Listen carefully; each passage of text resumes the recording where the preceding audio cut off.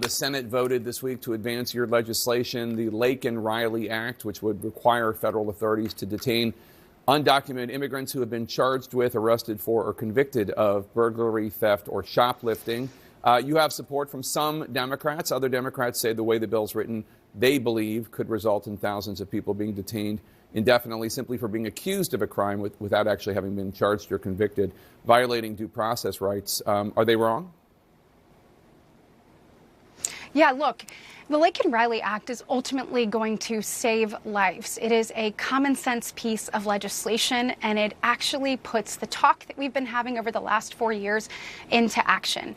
Jake, there's been no more litigated issue over the last 4 years than President Biden and Vice President Harris's open border policies.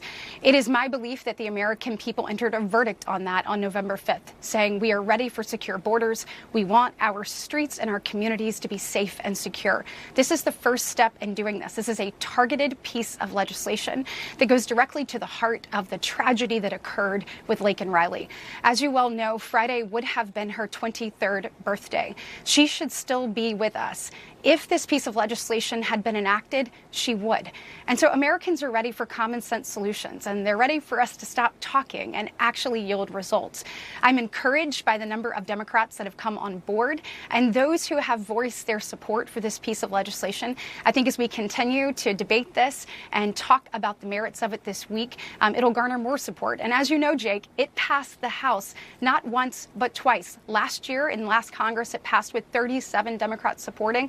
This year, it had 48 Democrats supporting it. So it's a bipartisan piece of legislation that is 60% of the House.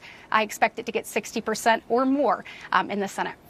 I'm sure there is wide consensus approval for deporting violent undocumented immigrants 100%. But what I've heard concerns expressed about is indefinitely detaining those who are merely suspected of committing nonviolent crimes, not formally charged. Is that not a concern? Yeah, so Jake, this is actually charged, arrested, or convicted. And if you look at this, we have 11 million illegal immigrants in this nation. Of that, 7.8 million of those are actually in removal proceedings. Of the 7.8 that are in removal proceedings, Jake, 1.4 million of those have been given final orders of removal, meaning they have been given due process, and we have said it is time for you to leave. My question is, I've heard a number of things about the number of migrants that this would affect. I think more recently was said. My question is, I wonder how many of those who have created theft-related crimes are actually have already been given their final orders of removal.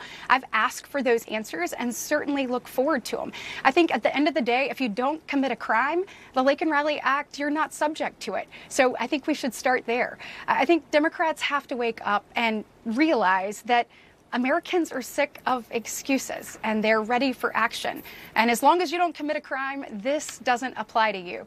And I think people would agree that if you do commit a crime, you should go to the front of the line when it comes to detention and removal. Of those numbers that I talked about, only 1% of illegal immigrants are actually being detained, less than 1% of those in removal proceedings. So I think, Jake, it's about 40,000 that are being detained. Of those 40,000 being detained, 15,000 of them have committed crimes.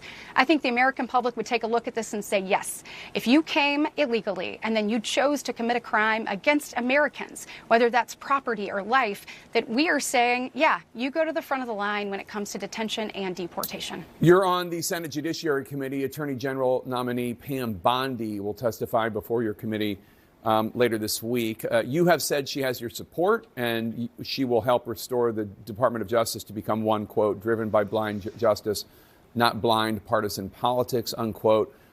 We should note, as a member of Trump's legal team in 2020, she falsely claimed that Trump had won Pennsylvania, which he had not. She spread baseless claims about widespread cheating by Democrats, about fake ballots. That is partisan politics, what she said in 2020. That is not justice. Yeah, Jake, I mean, look at what's happened under the Biden administration. We have people in these offices who have chosen to go after American citizens, who have chosen to weaponize the justice system in a number of ways. When I talked with Pam Bondi, she committed to me to getting back to doing the job of the people, to getting back to doing what the department was created to do. So whether we're talking about the AG, whether we're talking about the FBI, whether they're talking about the Department of Defense, people want these agencies, these departments to actually work for the American people. Pam is committed to that. I think you will see that. What President Trump has done is he has selected people who are willing to not move as business as usual, but yet are ready for action. They understand his vision for the nation. They understand the mandate that was given on November 5th, and they understand that time for talk is gone and time for results and action is now. And so I think people are actually sick of the weaponization. We had this conversation. We talked about politics not being part of the process of what you do in the department.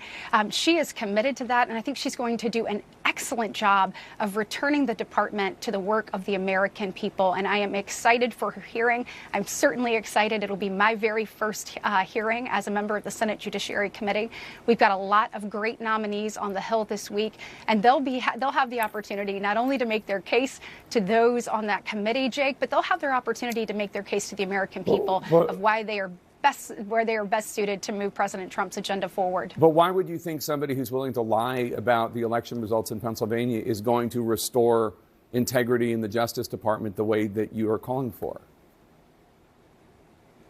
Look, Jake, I've had very direct conversations with each and every one of these nominees that I've had the opportunity to sit down with. I take my duty as a United States Senator seriously. Article 2, Section 2 mandates that I do. We have an obligation both to the American people and to the president to ask these tough questions. I ask that question very directly. And with each and every nominee, the answers that I have been given with them has satisfied me that they're going to move forward in that direction. So I'm sure she'll have an opportunity to answer this in front of the American people. But the answer she has given me, most definitely, she is not only qualified, but she's ready to move forward in a way that the American people deserve. So you've said that you asked Senate Democratic leader Chuck Schumer twice last year to schedule a Senate briefing on threats from terrorist groups such as ISIS, but he never even responded. Yeah. We obviously saw the ISIS-inspired terrorist attack on New Year's Day in New Orleans. How concerned are you about the potential for more terrorist attacks here at home? Significantly. As you know, we lost an Alabamian in that attack. We lost both a young man who went to the University of Alabama and a young man who was born and raised here in the state. When I talked with his parents, with Drew Dawson's parents, the heartbreak from his mother was unimaginable. She said, "Never did I believe that my son would be killed by a terrorist." And when you rewind to where this came from, in my opinion, this is a direct result of Biden's failed policies across the world. When you look at the disastrous withdrawal from Afghanistan, we know that that created a vacuum. It created a vacuum that allowed ISIS-K to continue to flourish.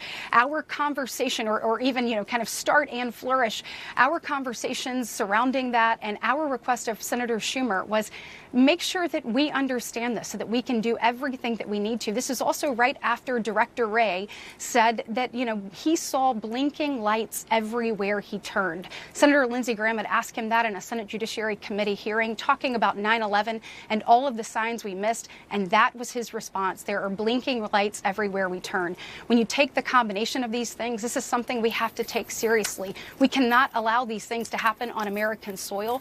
Getting answers and understanding how we equipped our law enforcement, our FBI, and others with the tools they need to combat this is critically important. We're going to keep pushing. But it was incredibly disappointing that Senator Schumer chose to not allow us to have those. It was clearly in the midst of the election cycle, and I can't help but think that part of that obviously was to keep that information from leaking out. Senator Katie Britt of Alabama.